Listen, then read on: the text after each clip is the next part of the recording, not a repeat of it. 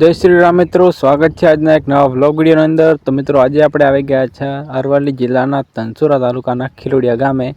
બાકી તમને બતાવું, આગળ આપણે રામાપીરનું મંદિર છે, તો બધાને જય બાબારી વહેલા તો। અને અંદર જઈને આપણે બાબારીને દર્શન કરી લઈએ અને તમે પણ દર્શન કરી લો મિત્રો।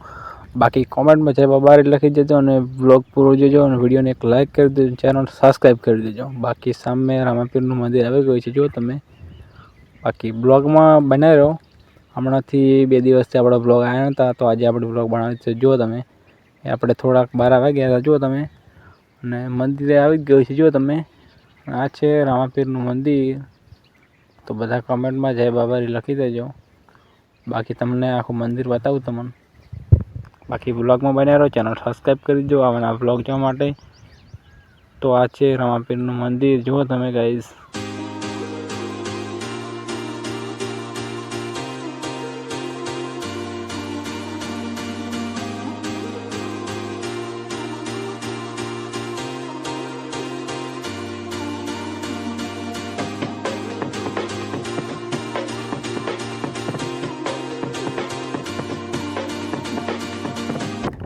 ગાઈઝ મંદિર તો અહીંયાથી વાકેલું છે, એટલે આપણે બહારથી દર્શન કરી લીધા રામાપીરના। તમે પણ અહીંયા દર્શન કરી લો અને કમેન્ટમાં જય બાબારી લખી દો।